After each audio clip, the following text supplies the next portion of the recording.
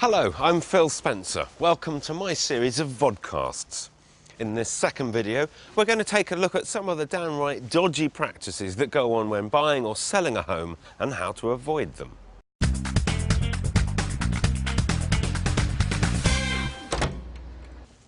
When it comes to buying and selling a property, people can be a fickle bunch, and it's a sad fact of life that many will use some pretty questionable tactics to make or save a few extra pounds.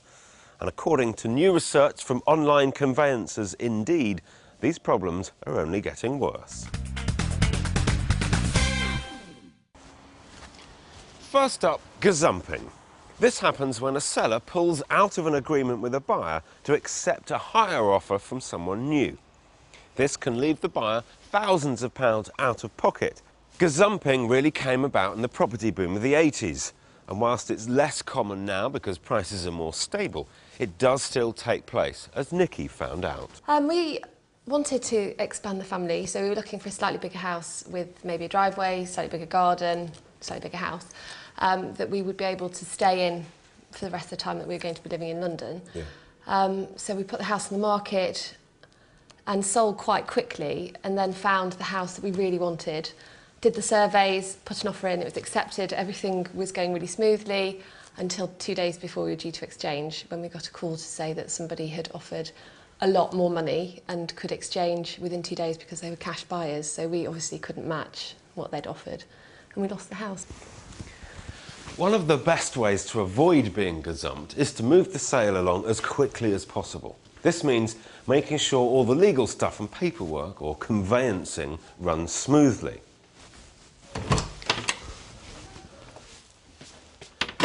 And for this to happen, you'll need a lawyer you can trust. Insist the property's taken off the market once your offer's been accepted. Check the house has a sold sign outside it and contact the estate agent if it doesn't. Keep in regular contact with the seller's agent. Tell them when you've completed the survey and received a formal mortgage offer. If they know the sale's progressing well, they're less likely to consider interest from other buyers. Maintain a good relationship with the seller. This may sound idealistic, but if you've got a good rapport with them, he or she will find it much harder to accept a rival offer. Gazundering is the opposite of gazumping. It happens when a buyer suddenly drops their offer, having already entered into an agreement with the seller. The seller is then left to decide whether to take the reduced price or pull out and try and find another buyer. So what should you do to avoid this? Again, speed is of the essence. The longer a buyer has to wait to exchange contracts, the more chance there is they'll start to feel uncertain about their offer. So get moving. The sooner you push through the legal paperwork, the better. Set a realistic asking price. The less time it takes you to get an offer, the less desperate you'll be to sell at any price. Be upfront and honest about any defects. If the buyer's aware of problems from the start, it's far more difficult for them to turn around later and use this as a reason to haggle down the price. Be reasonable. Maybe you could make a counter-offer. Remember, there are two sides to negotiating. We've talked about gazumping and gazundering. Now here's a new one for you. Gazanging. This is something that Indeed have noticed is on the up. Basically, a seller accepts an offer but then decides to pull out and stay put, leaving behind a very unhappy buyer and a broken property chain. There are lots of reasons why gazanging has started to happen.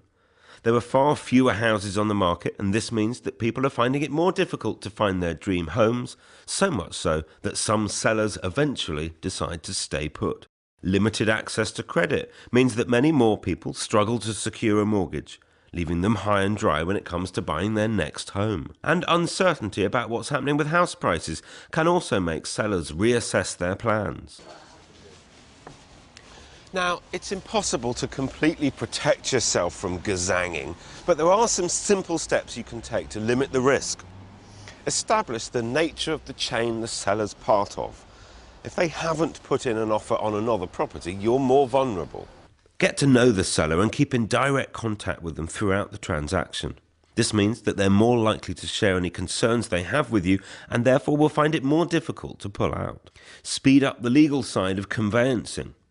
The faster you get the various searches and the survey done, the faster the sale goes through and the less opportunity there is for the seller to pull out. So there you have it, the 3 Gs explained. Gazumping, Gazundering, and now Gazanging. These are some of the issues that can end up in a broken chain and result in both buyer and seller misery. If there's one thing to take away from all this, it's that speedy, efficient conveyancing limits the risk of these problems. Remember, delays are nobody's friend. For those who feel they'll need a helping hand along the way, online conveyancing services like Indeed.net can help you avoid some of the dodgier practices that go on whether you're buying or selling.